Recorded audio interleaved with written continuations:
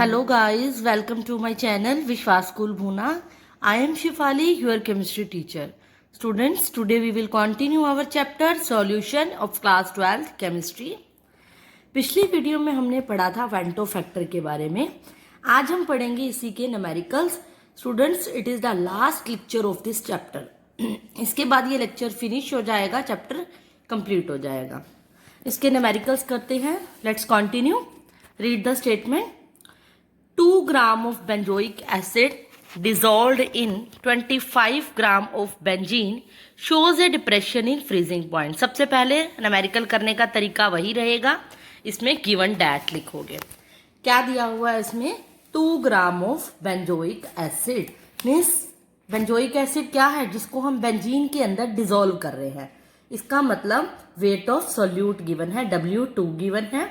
2 gram of benzoic acid. कितने में? 25 gram benzene में. बेंजीन है सॉल्वेंट, तो W1 क्या होगा? 25 gram. Shows a depression in freezing point equal to. Depression मतलब उसका जो फ्रीजिंग पॉइंट होगा डिक्रीज होकर दिया हुआ है, वो कितना है? 1.62 केल्विन. और उसको हम किससे डिनोट करते हैं? डेल्टा TF से, जिसकी वैल्यू आ गई 1.62 केल्विन.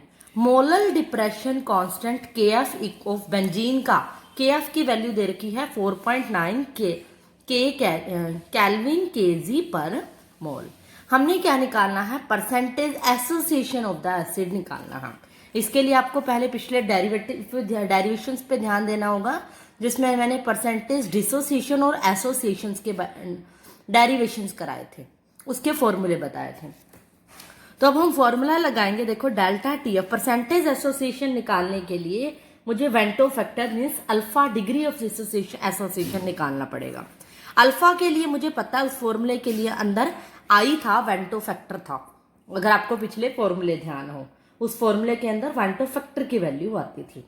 अगर मुझे वेंटो फैक्टर निकालना है तो पहले मुझे इन टर्म्स को यूज करके वेंटो फैक्टर की वैल्यू निकालनी पड़ेगी.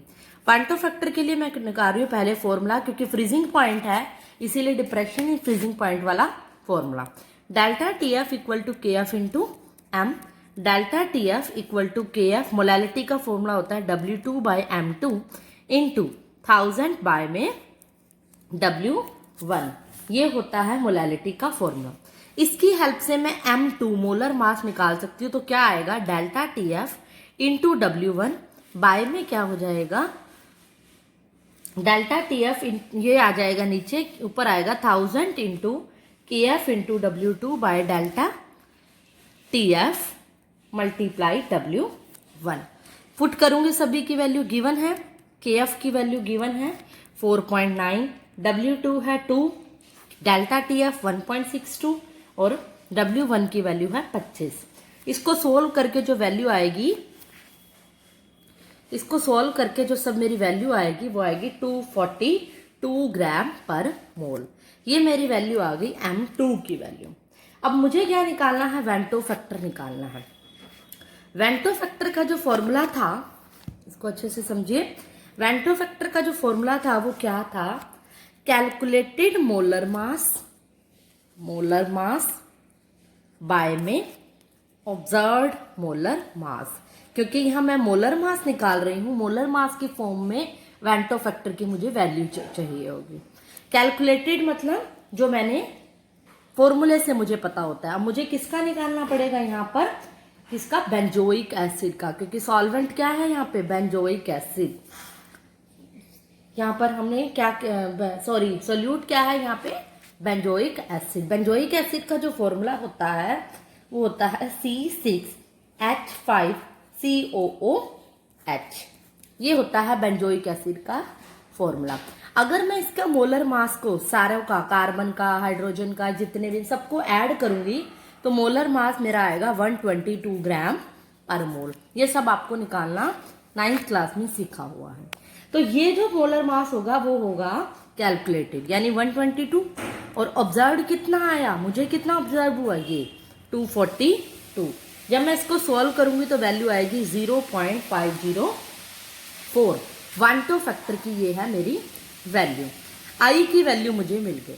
अब मैंने जो फॉर्मूला बताया था एसोसिएशन के लिए, अगर आपको याद हो तो एसोसिएशन में हम क्या करते थे?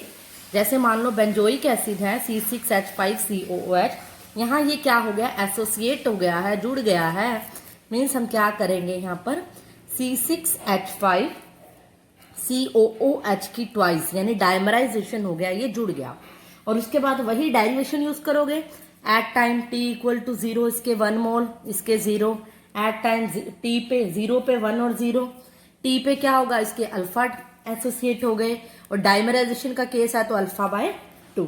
तो वन टू फैक्टर जो total number of moles associated होंगे वो हमारे कितने होंगे बताया था, इन दोनों का टोटल डिवाइडेड बाय में 1। यानी आई की वैल्यू क्या होगी, 1 minus alpha plus alpha by 2 by 1। इससे हम किसकी वैल्यू निकाल लेंगे, 1 माइनस अल्फा बाय 2 की वैल्यू। जो वन टू फैक्टर मैंने पीछे निकाला था वो क्या निकाला था, 0.504 मैंने निकाल दिया था। इससे मुझे वैल्यू किसकी मिल जाएगी, अल्फा की। अल्फा की वैल्यू मुझे निकालूंगी तो क्या होगी, 1 माइनस 0.504 मल्टीप्लाई 2। सोल्व करके कैलकुलेशन जब आप करोगे तो मुझे 99.2% मुझे क्या मिल जाएगा, आंसर वैसे आएगा 0.992। परसेंटेज में निकालना है, क्यों, तो आप क्या कर लोगे, 99.2% इसको लिख के इसकी परसेंटेज एसोसिएशन निकाल लोगे। तो फटाफट से इसका स्क्रीनशॉट ले और इसको सॉल्व करने की, खुद करने की ट्राई कीजिए। तो इस तरह से होते हैं एसोसिएशन के वेंटो फैक्टर के न्यूमेरिकल्स। इसी तरह से मैं आपको बताऊंगी एक और एग्जांपल लेके जिसमें डिसोसिएशन के भी एग्जांपल हो गया। एक और एग्जांपल मैंने लिखा है, 0.5 gram KCl was dissolved in 100 gram water and the solution originally at 20 degree Celsius, जो कि फ्रोज्ड होता है -24 डिग्री सेल्सियस के ऊपर।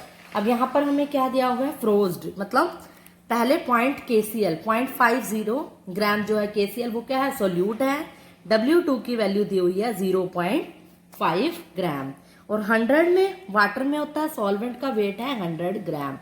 और M1 मतलब मोलर मास ऑफ सॉल्वेंट, वो कितना है, वाटर में है, वाटर का हमें पता है 18। डेल्टा TF की वैल्यू मैं निकालूंगी क्योंकि इसमें ओरिजिनली क्या दिया हुआ है, देखो फ्रोज कितने पे हो रहा है, -0.24 डिग्री सेल्सियस। डेल्टा TF की वैल्यू क्या होती है, TF माइनस TF नोट, जो कि 0, वाटर का फ्रीजिंग पॉइंट 0, ये आपको मैंने करके बताया हुआ है। तो सॉल्व करके वैल्यू आ जाएगी 0.24 डिग्री सेल्सियस। इसी तरह डेल्टा TF वाला फिर से फॉर्मूला लगाओ, KF इंटू M, मोलैलिटी का लगाओ W2/M2 इंटू 1000 बाय में M1। इसी से फिर से M2 की वैल्यू मैं निकालूंगी, सोल्व करके 1000 ये आएगी KF W2 by delta TF W1। Put कर रही हूं मैं, वैल्यूज सभी दी हुई हैं। 1000 KF की वैल्यू क्या है, 1.86 आपको पता होनी चाहिए, वैसे गिवन भी है इस केस में। तो multiply W2, weight of solute हमें गिवन है, ये रहा 0.5।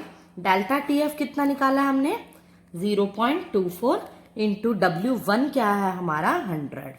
इसको सोल्व करके M2 की जो मुझे वैल्यू मिलेगी आफ्टर कैलकुलेशन, मैं आपको डायरेक्ट बता देती हूँ, वैल्यू आएगी 38.75 ग्राम पर मोल, क्योंकि M2 है।